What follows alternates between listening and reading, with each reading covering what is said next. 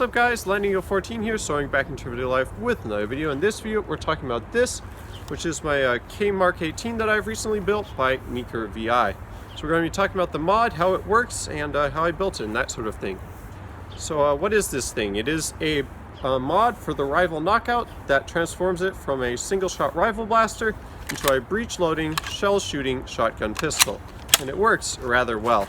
So this blaster I have printed in mostly PETG filament. It is printed in Esun semi-transparent blue. They're opaque black, also by Esun, and then the front muzzle is orange PLA because I didn't have, or I couldn't get the orange PETG to work correctly. But it went together really easily. There's really not that many parts on one of these that you have to print, so you can print one and assemble it pretty quickly, and it's incredibly simple to assemble. He doesn't really provide very much as far as instructions, but it's pretty simple to figure out just based on the pictures that he gives you. So the version that I have built is made for trilogy shells. There are also a couple of other variants that you can build. There's a version for Sledgefire shells, Spring Thunder shells, and then also a version for Meaker's self-designed shells, which are kind of basically like twist lock absolvers, which are rather neat. So I decided to go with the break action trilogy shells, mainly just because I have a bunch of them already. So why did I build this thing? I mainly built it because I wanted a better shell strike. I have had a shell strike for quite a while now, and I just really haven't been impressed with the performance. The performance is just kind of mediocre at best, and even after throwing in a slight upgrade spring, it didn't really get any better. The priming mech is kind of awkward. It's usable, but really not great. And the internals are fragile, which means they can't really take much in the way of upgrade springs. The operation of the blaster just doesn't feel amazing. I like that you can open the breech with your thumb, but I don't like how the shells don't drop out when you open the blaster, or when you open the breech, I mean. Some of those issues can be fixed with modding, but the performance is still difficult to get to a good standard. And that's where this blaster comes in. So because it's using the Rival Knockout, which is a very powerful blaster in its own right, it can shoot a lot harder than a stock shell strike, and it does so very easily. In theory, you could also upgrade the spring in the Knockout to something really insane, and then you could really push some high numbers out of this thing. So it's got plenty of power for single shots or shells, and I really like it that way. So a little bit more about how the blaster functions. The way it works is you have the handle from the Knockout, and then that is connected to the breech part here with a piece of tubing. I believe in the listing he recommends brass, but I was able to use marker barrel because it's a lot cheaper.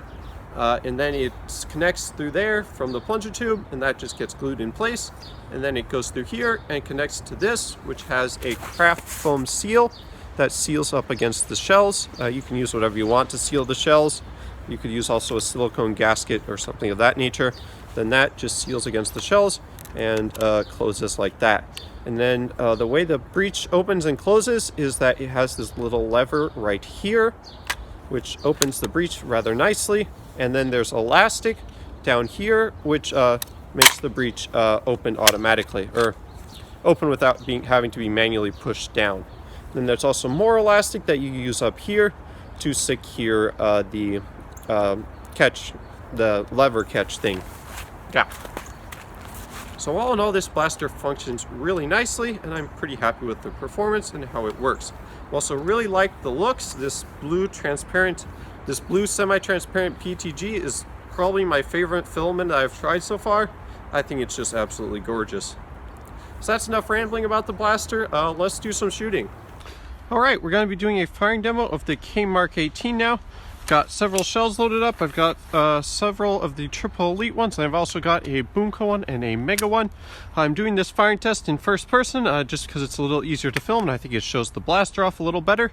If you don't like that, please let me know in the comment section down below. Important to note is that all the shells that I'm using that are 3D printed are on Thingiverse, and the ones and the triple elite ones, I can't remember who they're by, but the Mega one is by KMk18. They also have an Etsy shop, which I will link in the description box below.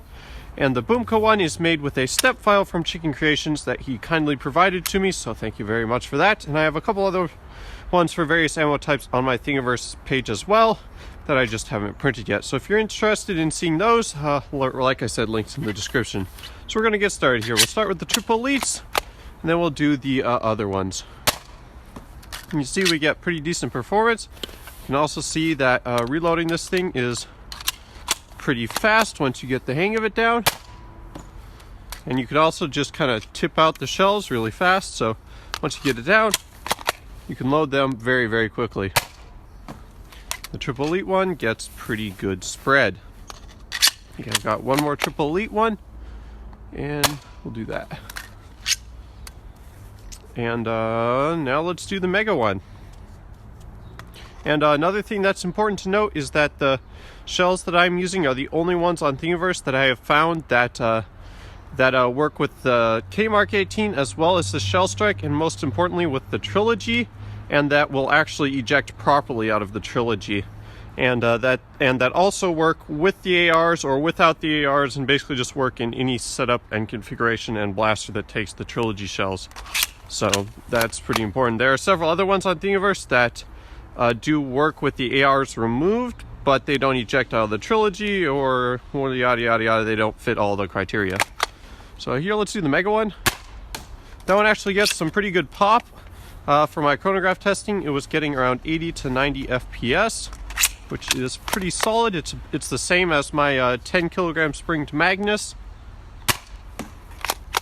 Another thing that's important to note, well, we ran out of Mega Darts, but well, let's do the Boomco one now. Another thing that's cool to note is that you can very easily front load shells with this design, which can be nice if you're reloading, if you're trying to reload quickly without wanting to switch entire shells. And the Boomco one works rather well. It's got a pretty nice little pop sound to it. The barrel could be a little tighter, but it still works fairly well. And because it's Boomco, it's very accurate as well. So yeah, that's that. I think that's all the shells, all the stuff I wanted to do in the firing demo. So that's that. So overall, I'm very happy with how this project has turned out. For my first 3D printed blaster, it came together rather nicely. I love the way it functions. This Trilogy shell front that I helped Meaker prototype and did a little bit of design work on works great. And I love the colors for it. This Esun semi-transparent blue is a very pretty color. I wouldn't say that I've master printed it in PETG yet. You can still see some places on the design there's flaws in the prints and minor imperfections, but overall I'm pretty happy with it. And it came together really nicely. I wanted it to be a better Shell Strike, and I think it fills that purpose very easily and very nicely. My one complaint is that it's going to be kind of difficult to design a holster for because of the shape, but I'm sure I can figure something out. I think that's all I wanted to talk about or go over in this video on this blaster. If you have any questions, comments, concerns, please leave those in the comment section down below. Got a lot of videos in the pipeline, a lot of projects that I'm working on and have completed and still need to do videos on. So stay tuned for all of that. That's going to do it for this video. Thank you so much for watching, and I'll see you guys in the next video. Bye-bye.